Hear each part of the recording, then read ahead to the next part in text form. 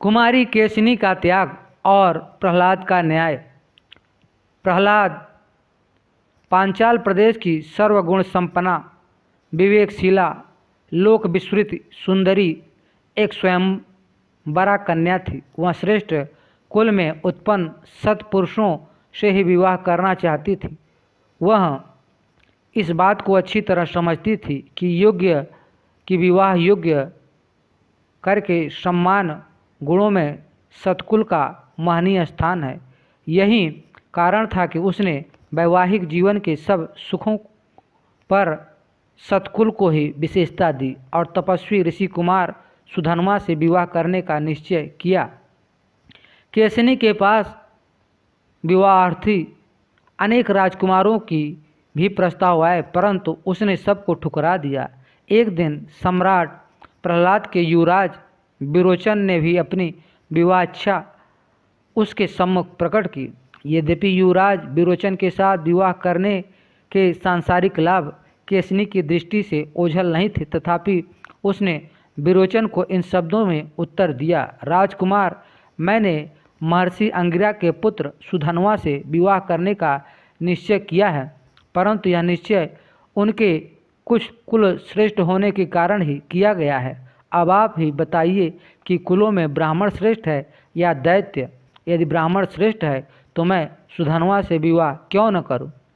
इस पर विरोचन ने दैत्य कुल के श्रेष्ठत्व का प्रतिपादन किया। उत्तर में केशिनी ने कहा, ठीक है, यदि आपका ऐसा मत है तो कल प्रातः स्वयंवर से पहले हमारे घर पर आ जाइए, वहाँ सुधन्वा भी होंगे। आप इस विषय में उनसे विचार विनिमय कर सकते हैं। प्रातःकाल दोनों कुमार केशिनी के घर पर पहुँचे, परंतु वहाँ एक अरुचिकर घटना हो गई। वह यह कि विरोचन पहले ही पहुँचे और सुधन्वा पीछे। इसलिए विरोचन ने उससे कहा, सुधन्वा, तुम यहाँ मेरे सिंहासन पर बैठो, मेरे पास सिंहासन पर बैठो। किंतु सुधन्वा ने उसके पास बैठने से इनकार करते हुए यह कहा कि समान गुणशील व्यक्ति ही एक साथ बैठ सकते हैं। पिता पुत्र, दो ब्राह्मण, दो क्षत्रिय, दो वृद्ध और दो शूद्र एक आसन पर साथ बैठ सकते हैं। इस दृष्टि से मैं तुम्हारे पास नहीं बैठ सकता, क्योंकि तुम मेरे समान नहीं हो। संभवतः तुम्हें यह बात मालूम नहीं है कि जब मैं तुम्हारे पिता की सभा में जाता था तब वे मुझे उच्चासन पर बैठाकर स्वयं मुझसे नीचे बैठते थे और मेरी सेवा शुश्रूषा भी करते थे। इस पर दोनों में विवाद छिड़ गया, परंतु वे एक मत नहीं हो सके। ऐसी परिस्थिति में उन्होंने किसी न्यायाधीश से ही निर्णय लेना उचित समझा, परंतु विरोचन के यह कहने पर कि वे देवता और ब्राह्मण को न्यायाधीश नहीं बना सकते, सुधन्वा ने विरोचन के पिता सम्राट प्रहलाद जी को ही न्यायाधीश चुना। किंतु इसमें शर्त यह रही कि विजित व्यक्ति विजेता के चरणों में अपने प्राण समर्पित कर दे। इस पर दोनों न्याय पिपासु कुमार महाराज श्री प्रहलाद जी के पास गए और उनसे सब कुछ कह दिया, प्राणपण की बात भी कह दी और न्याय के लिए दोनों ने उनसे प्रार्थना की। प्रहलाद जी एक बार तो पुत्र स्नेह से सकुचाए, किंतु उन्होंने धर्माधर्म और सत्यासत्य के विषय में सुधन्वा से विचार विनिमय किया। सुधन्वा ने बतलाया, याम रात्रिम धिया विनन्ना स्त्रियां चैवाक्ष पराजित याम च भारभितं तांगो दुर्विवक्ता समतामसेत् नगरे प्रतिरुद्ध सत बहिर्द्वारे बभोक्षित अभेत्रान भूयसः पश्येदयः साक्ष्यमनृतं वदेत् पंच पश्वनृते हन्ति दक्ष हन्ति गवानृते सत्मस्वानृतं हन्ति सहस्रं पुरुषानृते हन्ति जातान् जाताश्च हिरण्यार्थे अमृतं वदन् सर्वे भौम्यनृते हन्ति मास्य भौम्यनृतं वदे। महाभारत उद्योग पर्व।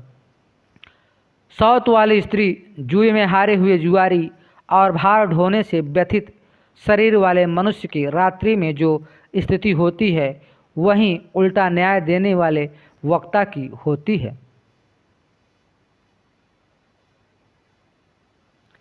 जो झूठा निर्णय देता है वह राजा के नगर में कैद होकर बाहरी दरवाजे पर मुख का कष्ट सहता हुआ बहुत से शत्रुओं को देखता है।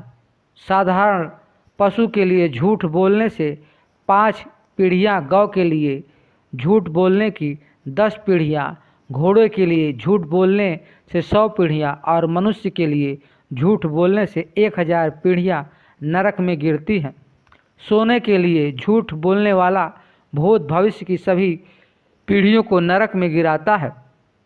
पृथ्वी स्त्री के लिए झूठ बोलने वाला तो अपना सर्वनाश ही कर लेता है। अतएव आप भूमि स्त्री के लिए झूठा निर्णय कभी मत दीजिएगा। प्रहलाद ने अंत में पुत्र स्नेह की तुलना में सत्य और कुल गौरव की विशेषता देते हुए विरोचन को संबोधित करके कहा, मत्तः श्रेयान अंगिरा वैसुधन्वा त्वद्विरोचन मातस्य श्रेयसी मातुस्तस्मात् त्वं तेन वैजितः। विरोचन, अंगिरा मुझसे श्रेष्ठ है, सुधनवा की माता तेरी माता से श्रेष्ठ है और तुझसे सुधनवा श्रेष्ठ है, अतः सुधनवा ने तुझे जीत लिया। अब सुधनवा तेरे प्राणों का स्वामी है। इस प्रकार प्रसन्न होकर सुधनवा ने सहृदयतापूर्वक कहा, यधर्मामृथास्त्वं न कामामृतं वदि पुनर्ददामि ते पुत्रं तस्मात् प्रहलाद दुर्लभम्। एष प्रहलाद पुत्रस्ते मया दत्तो विरोचन पाद प्रक्षालनं कुर्यात् कुमार्या सन्निधो मम। प्रहलाद जी, आपने पुत्र स्नेह के वशीभूत होकर भी असत्य भाषण नहीं किया अपितु विशुद्ध न्याय प्रदान किया, इसलिए मैं यह दुर्लभ पुत्र आपको सौंपता हूँ। किंतु यह कुमारी केसनी के सम्मुख हमारे पैर धोवे, यही इस घटना का साधारण सा प्रायश्चित है। यहाँ उल्लेखनीय बात यह है कि कुमारी केसनी ने अश्वस्तनिक सुधनवा को जीवन संगी और धर्म साथी बनाकर न केवल अपने भौतिक सुख विलास की तुलना में सत्कुलोत्पन्न व्यक्तित्व को विशेषता थी, अपितु उसने अपने जीवन के द्वारा हिंदू संस्कृति एवं विश्व स्पृहणीय उदाहरण भी संसार के सामने प्रस्तुत किया।